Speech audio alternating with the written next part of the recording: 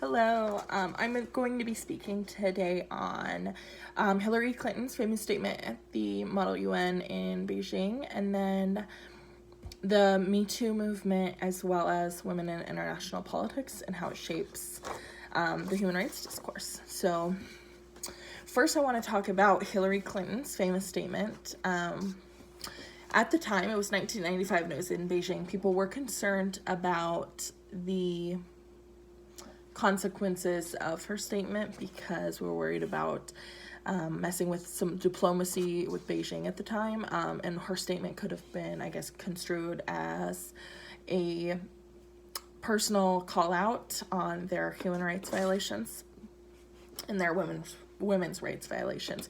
So her statement was, "Women's rights are human rights, and human rights are women's rights. Let us not forget that among those rights are the rights to speak freely and the right to be heard." So I think it was really an important statement to be made at the time, although considered risky. She let her point be known that the women's rights in that country and in countries around the world need to be treated just like every other human being's rights. So let's move on to Me Too. I don't have a lot of time to speak today, so I did a little bit of research on the Me Too movement, and basically it started in 2006 but gained popularity when Harvey Weinstein was facing some claims against sexual harassment against him.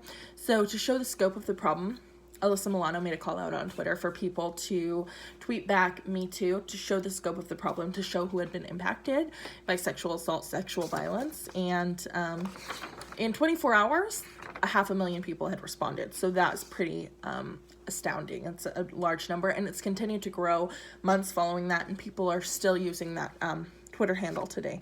So it just shows like what big of a problem, well, how huge of a problem it is, and then also it connected victims with support systems, other victims, as well as necessary resource. So it did have some really good outcomes. But the person who started the Me Too movement actually didn't want it to be called a movement, so I misspoke. She wanted it to be called a campaign that was just moving the women's movement forward, or the feminist movement forward. So I thought that was interesting.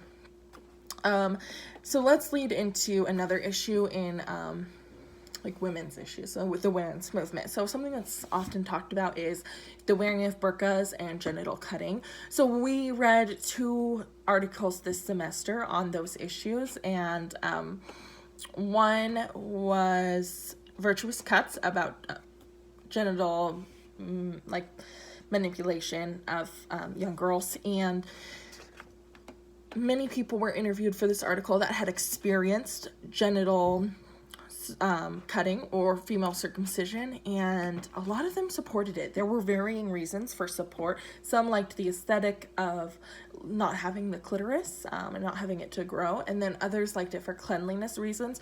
So I don't think the reason that they supported it is important. I think it's just important to consider the cultural relevance.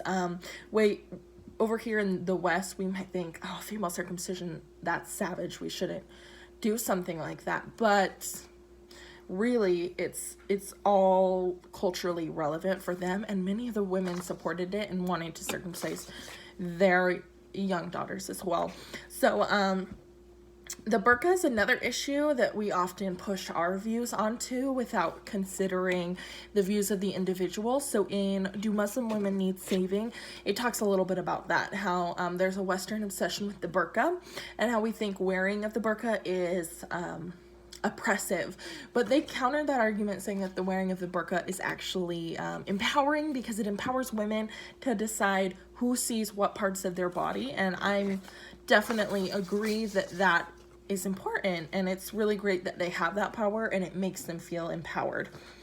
And then women in politics, I went into that a little bit to kind of set up for how women get into politics, and then how they change the conversations around female issues.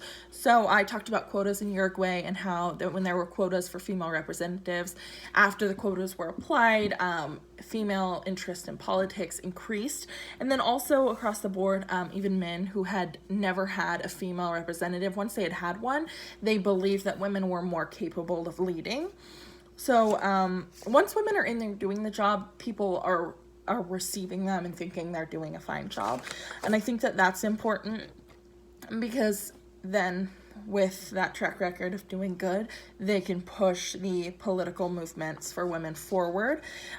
So I also wanted to just briefly touch on, I'm running out of time here, but I just wanted to touch on agency and politics. So I shared a little bit about an ad I saw for a representative sharing the hashtag #MeToo, and I thought that was really cool because she connected her political interests in women's issues as well as a social campaign for a larger social movement. And I thought that was really great because she probably connected with some constituents, and also is going to be someone who's going to be able to move issues relating to the Me Too campaign forward.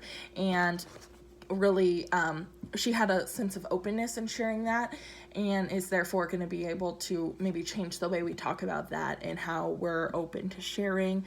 And so I think that that's really cool. So I just really wrapped up my paper by saying that I think that women's issues are being pushed forward despite resistance from old school political systems.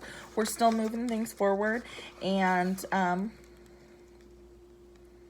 agency and politics are connected. Once we view women as capable of owning their agency and their own decisions, then we will see them as capable of doing these things in the political sphere, owning these political positions, and moving us forward as a globe.